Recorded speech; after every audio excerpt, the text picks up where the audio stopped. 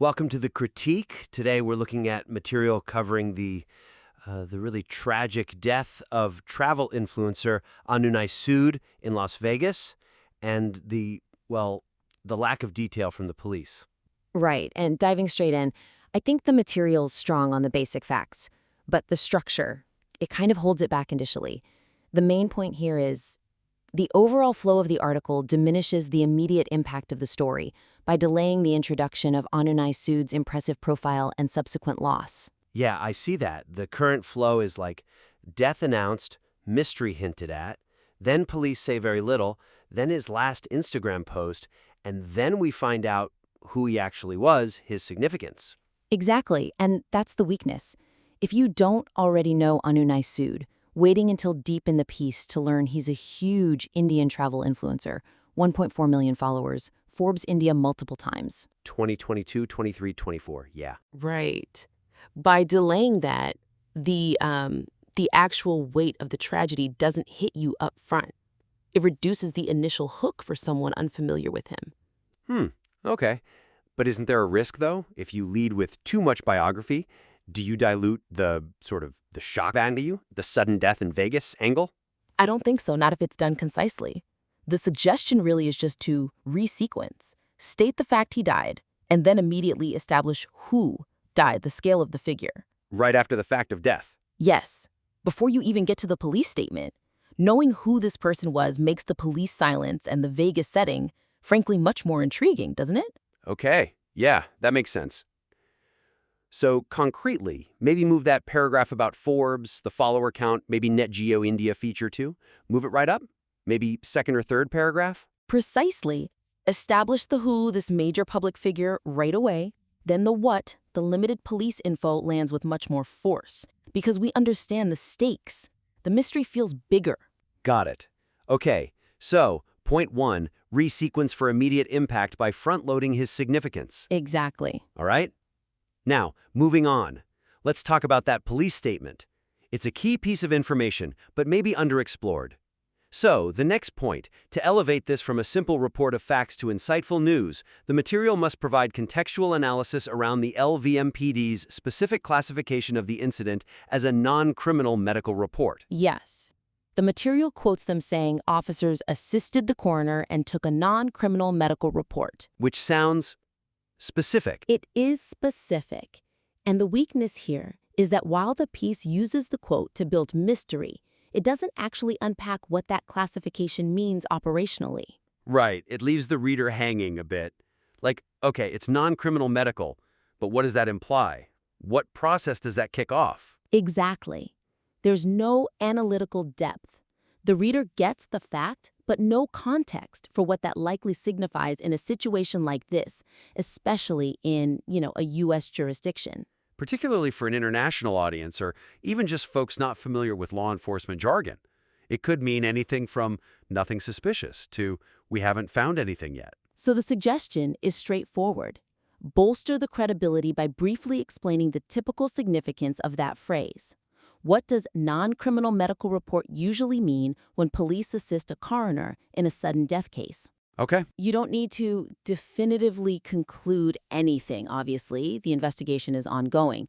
But give the reader some grounding.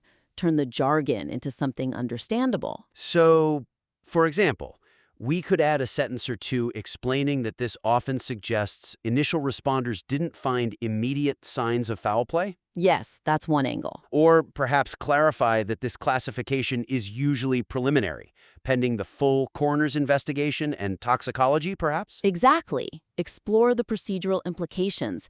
It adds nuance, shows journalistic depth, and prevents the mystery from feeling, maybe slightly overplayed, just because the term is vague to the reader. Right.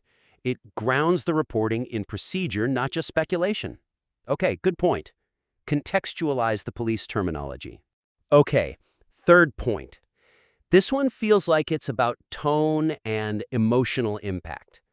The material touches on his vibrant online life, the Legends and Dream Machines post, the tributes, and then the starkness of the family's statement. Yeah, there's a real contrast there. So the topic sentence for this critique is, the material presents a powerful emotional contrast between Anunay Sood's vibrant public image and the suddenness of the tragedy, and this dichotomy needs to be more closely woven together for maximum emotional impact. It's a powerful contrast, definitely.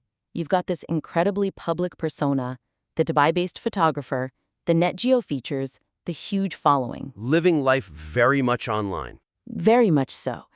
And then suddenly, you shift to the family's requests for understanding and privacy. And the weakness, I think, is that the transition feels a bit abrupt. It's like, here's his public life, and here's the private grief.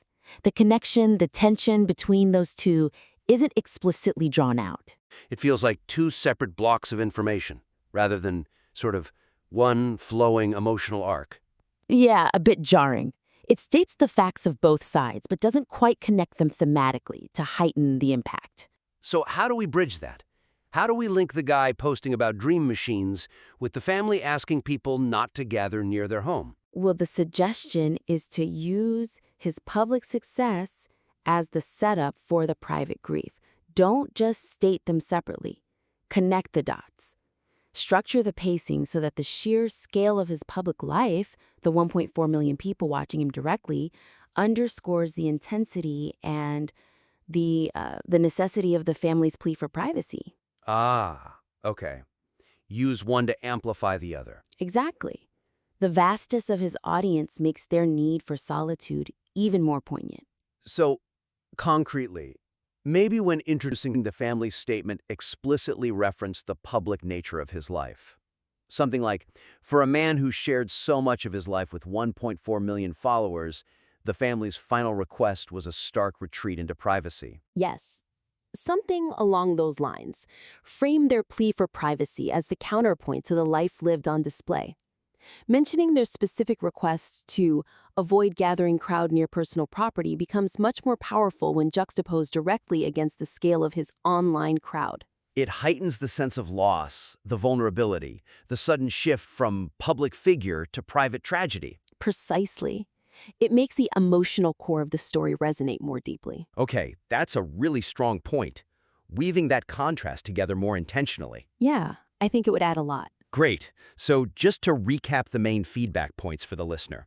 First, structurally, get that impact up front. Establish who Anunay Sood was immediately after stating he died. Don't bury his significance. Right. Second, unpack that police terminology. Give context to the non-criminal medical report classification. Ground the mystery in procedure. Add analytical depth. And third, really lean into that contrast between the huge public persona and the sudden, intense need for private grief.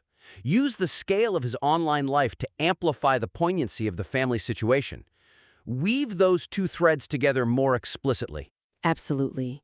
It's already strong material, based on solid reporting of the known facts and this inherent tragic mystery. These adjustments are really about maximizing the clarity and the emotional resonance for the reader. Agreed. These are definitely actionable points. Definitely. We hope this feedback is helpful. Feel free to rework the piece with these points in mind, and we'd be happy to take another look when you're ready. Send it back our way.